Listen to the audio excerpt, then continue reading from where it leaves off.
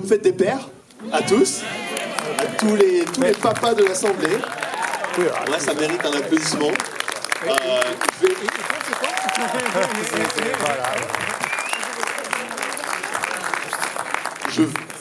Je vais démarrer le chrono et je vais parler des papas aujourd'hui.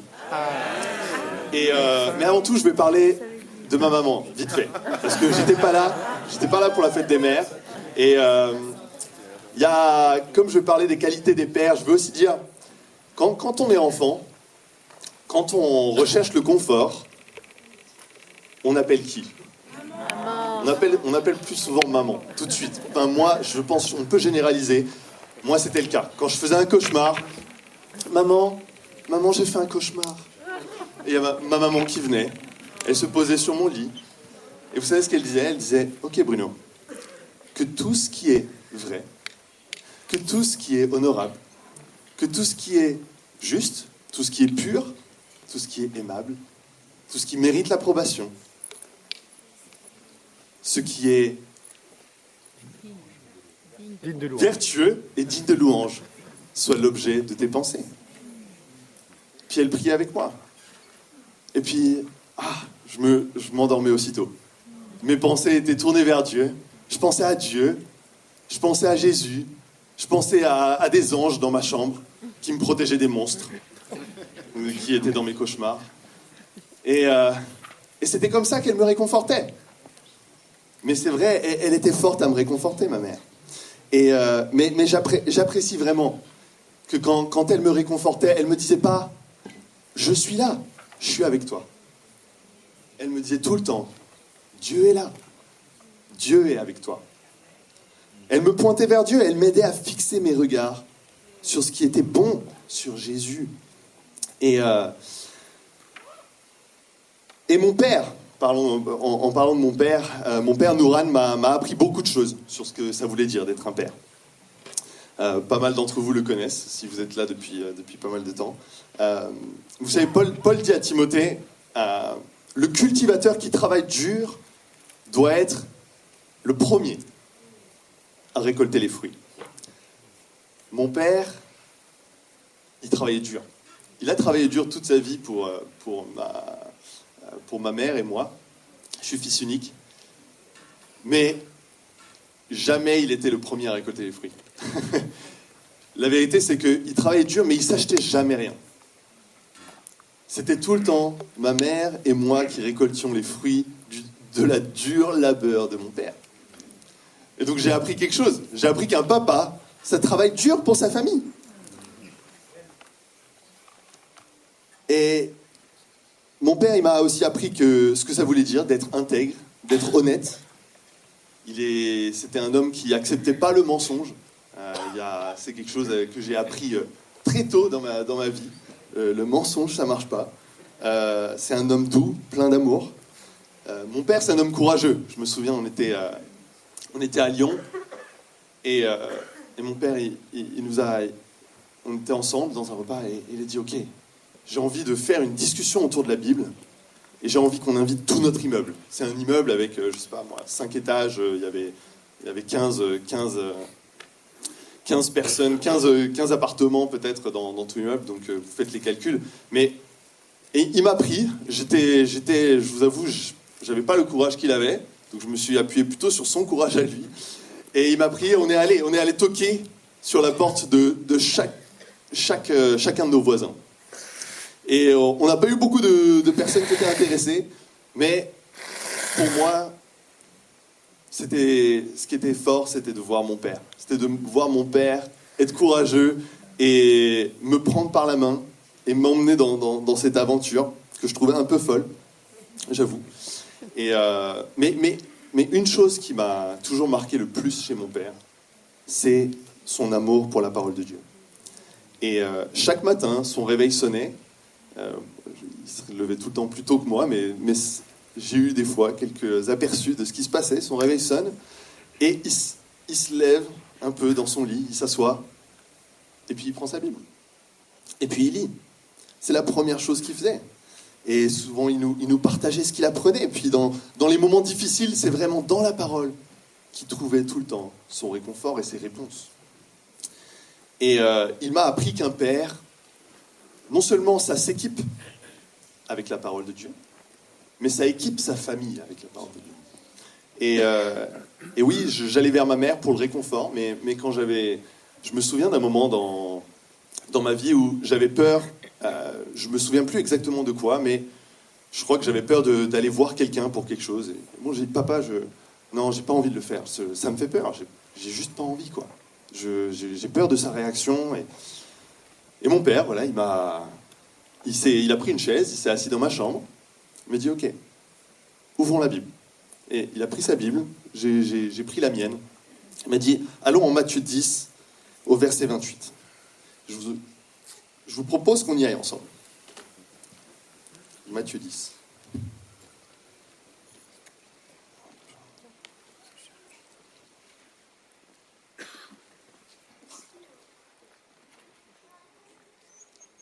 Il m'a lu ce passage. Il m'a lu, ne redoutez pas ceux qui tuent le corps, mais qui ne peuvent pas tuer l'âme. Redoutez plutôt celui qui peut faire périr l'âme et le corps en enfer. On va continuer ce passage, mais j'ai jamais oublié ce moment. J'ai jamais oublié cette écriture. C'est pas une écriture qui m'a lu souvent, je pense qu'il me l'a lu juste cette fois-ci. Et pourtant, aujourd'hui, je suis devant vous et je vous parle de cette écriture. Elle est restée marquée. Elle a changé ma vie. N'aie pas peur de ceux qui peuvent tuer le corps. Ça veut dire, n'aie pas peur des humains. Ils peuvent rien te faire à ton âme. Oui, ils peuvent te tuer. C'est le pire qu'ils peuvent faire. Pour un chrétien, c'est pas si grave. T'as pas besoin d'être timide. Et je veux juste dire aux papas et aux mamans dans cette salle, ne vous découragez pas de lire la parole avec vos enfants. Peut-être vous vous dites, je ne sais pas ce qu'il est en train de garder de ça, je pense qu'il ne va pas du tout se souvenir de ce qu'on a lu, je ne sais pas de ce que vous vous dites, mais continuez parce que la parole ne revient pas sans avoir fait effet. Elle a fait effet dans ma vie. Je suis sûr que mon père, il se rappelle même plus de ce moment. Même moi, je l'ai gardé au fond de mon cœur. C'est un passage qui a changé ma vie. Les enfants, ils n'ont pas besoin de papas super intelligents, qui ont réponse à tout, des papas super sages. Ils ont besoin de papas qui vont les pointer vers la sagesse de Dieu. Des papas qui connaissent la parole de Dieu. Je parlais avec Lisa Gentillet la semaine dernière, on était à Genève ensemble. Et puis on était dans une discussion, puis elle me dit, mais ça c'est marrant, c'est mon père m'a envoyé ce passage ce matin. Mais génial, ton père t'envoie souvent des passages? Ah bah oui, chaque matin. Chaque matin. Il fait son moment avec Dieu dans son petit chalet dans son jardin, et il m'envoie un passage lié à ce qu'il a médité. Sébastien, là où tu es, ça c'est un exemple d'un papa qui inculque la parole de Dieu à son enfant. J'ai adoré, j'étais inspiré par cet exemple-là. Pourquoi Jésus leur dit ça? Matthieu 10, 28. Pourquoi Jésus leur dit? C'est quoi le contexte ici? C'est que Jésus, il a envoyé les 12, 2 par 2, annoncer l'évangile partout dans les villes.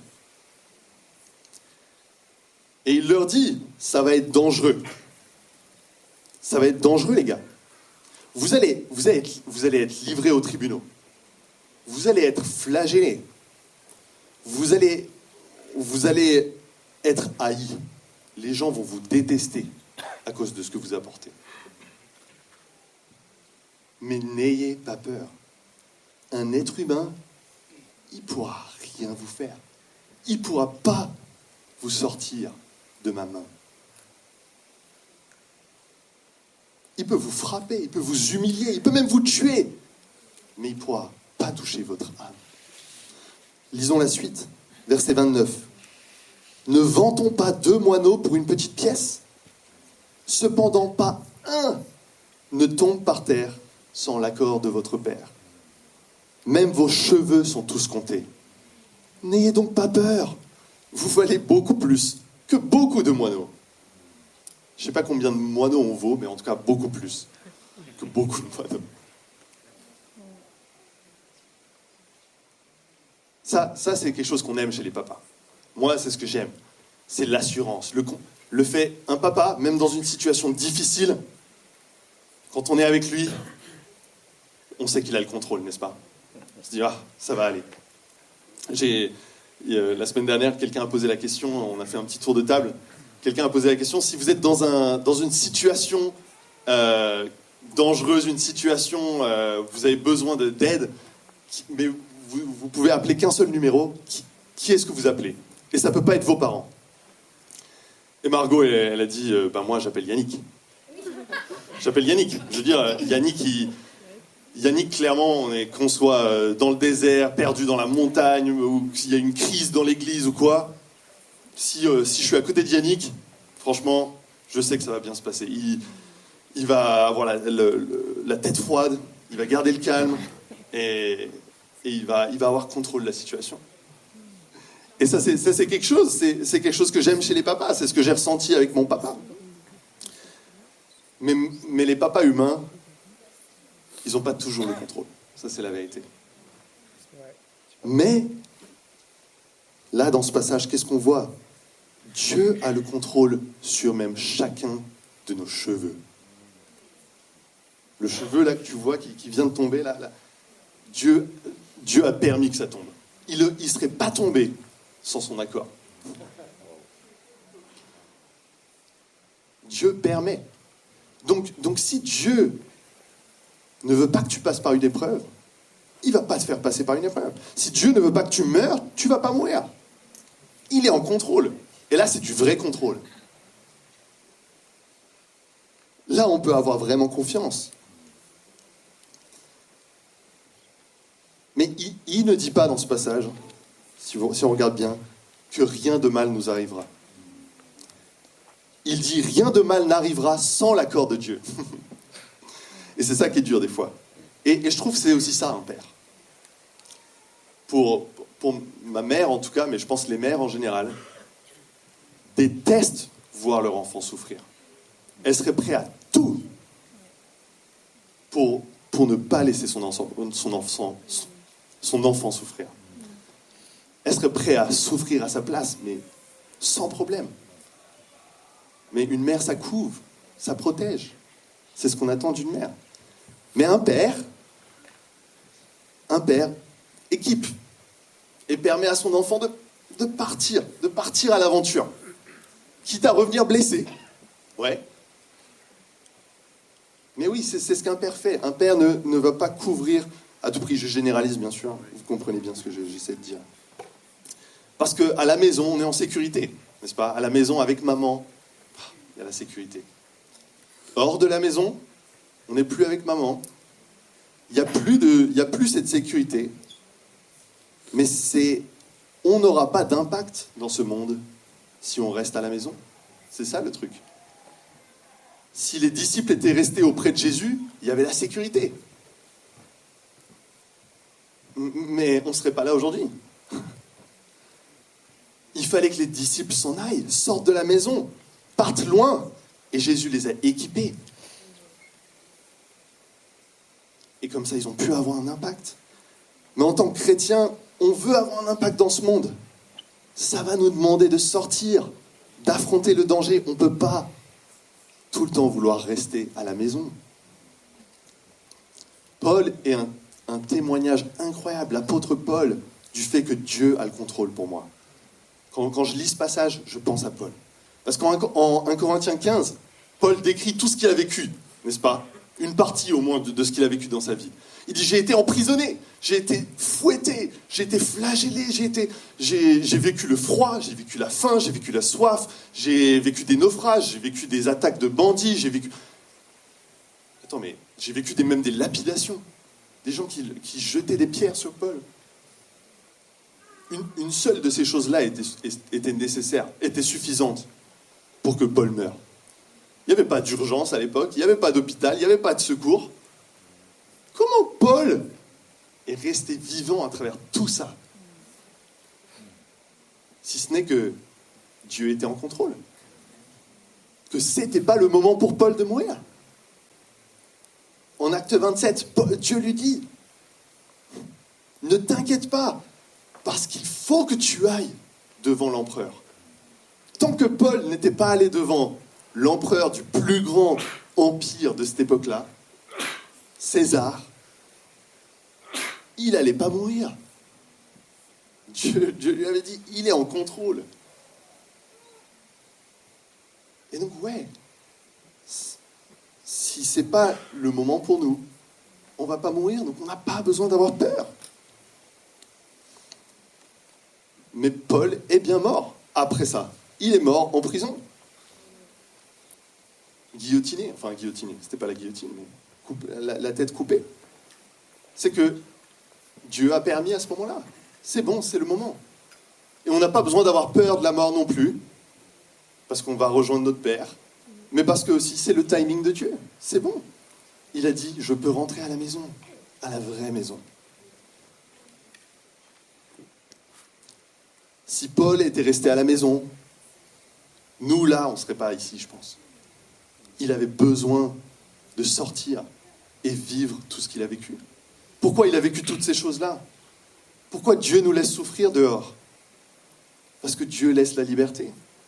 Et que quand on va dehors dans le monde, quand on n'est pas dans l'église, mais même dans l'église, mais quand on va dehors dans le monde, on vit le mal de ce monde. Comme les autres, on subit les conséquences des péchés, bien sûr. Et donc oui, il va y avoir de la souffrance quand on sort, mais c'est là qu'on va faire un impact. J'aimerais vous lire un exemple des chrétiens en l'an 250.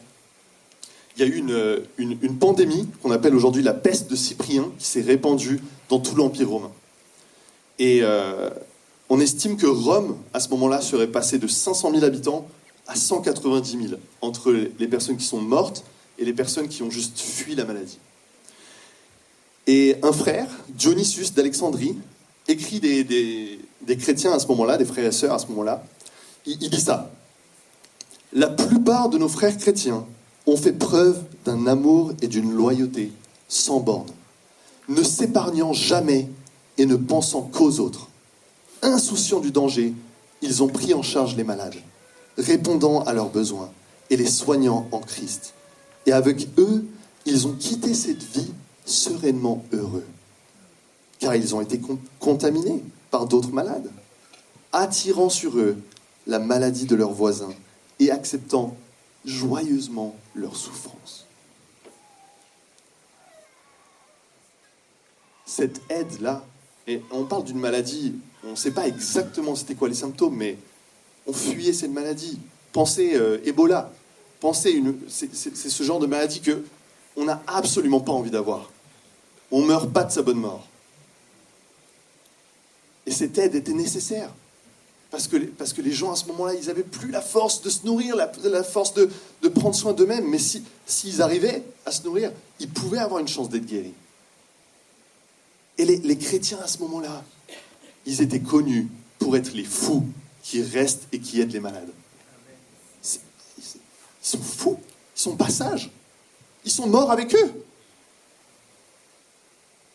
Mais beaucoup de personnes se sont converties en voyant l'exemple des chrétiens, qui affrontaient la mort sans peur pour aider ceux qui étaient malades. Voilà l'impact que ça a quand des chrétiens ne s'inquiètent pas pour eux-mêmes et font confiance à leur Papa céleste. On peut vivre librement pour prendre soin des autres, libre de la peur de la mort.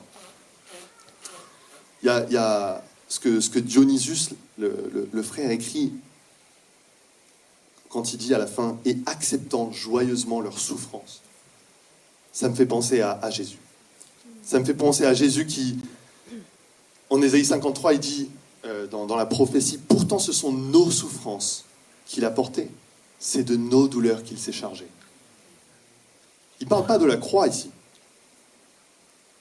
Ce passage est cité en Matthieu 8 pour parler de comment Jésus guérit les malades, pour parler de comment Jésus est avec ceux qui ont besoin d'aide. C'est là que la prophétie a été réalisée. C'est pas à la croix, cette partie de la prophétie-là. Jésus a pris sur lui nos souffrances. C'est ce que fait un père, n'est-ce pas? Il est prêt à prendre la souffrance et l'injustice sur lui pour protéger sa femme et ses enfants. Et je me demande juste comment Margot et moi, on aurait pu même imaginer accueillir quelqu'un qu'on ne connaît pas si on était encore en train de lutter pour survivre nous-mêmes. Si on était en train de faire face aux conséquences de nos propres péchés. Jésus a pris nos souffrances. Il nous a libérés du péché, non pas pour qu'on puisse avoir enfin une vie cool. Jésus ne voulait pas être juste une étape dans notre accomplissement personnel. C'est pas genre, je me suis mis au sport, j'ai fait Jésus mon Seigneur de ma vie, je mange plus de légumes. C'est pas ça. C'est pas ça être chrétien. Il a pris nos souffrances et nous a libérés du péché pour qu'à notre tour, imitant l'exemple de Jésus, on puisse porter les souffrances de ceux qui n'ont pas encore Dieu comme Père. Amen. Jusqu'à ce qu'ils puissent donner leur souffrance à Dieu. Si vous êtes chrétien aujourd'hui, mais que votre vie tourne autour de vous, de votre accomplissement personnel, de vos soucis personnels, de vos inquiétudes, vos préoccupations personnelles, alors, c'est ce qu'on appelle être du sel qui a perdu sa saveur. Je prends le sel, je le mets dans le plat. J'en mets, je goûte. Aucune différence. J'en remets, je goûte. Aucune différence. Est-ce qu'on veut être ce genre de chrétien?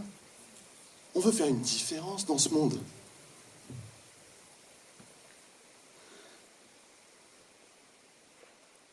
On va bientôt accueillir Éléonore qui va témoigner après ça. Mais j'aimerais juste nous faire un appel. C'est que nos églises, on vient dans l'origine d'un mouvement de la restauration. On a à cœur de restaurer le christianisme comme il était au début. Et une des choses qui caractérise les chrétiens au début, et clairement les gens autour d'eux le disaient, c'est qu'ils n'avaient pas peur de la mort. Ils étaient des gens qui affrontaient la mort à tout prix, si ça voulait dire aimer les autres, si ça voulait dire sauver les malades, si ça voulait dire être auprès de ceux qui souffrent. Ils n'avaient pas peur de la mort. Pourquoi? Parce que la mort, c'est rejoindre, c'est dans le contrôle de Dieu. On meurt que quand Dieu a décidé qu'on meurt. Et donc finalement, on ne peut rien y changer. C'est le timing de Dieu. Donc il n'y a pas besoin d'avoir peur, premièrement. Il ne nous laissera pas mourir si ce n'est pas notre moment. Même si aujourd'hui, je vais en Arabie Saoudite prêcher l'évangile, il ne me laissera pas mourir si ce n'est pas mon moment. Donc je peux avoir confiance.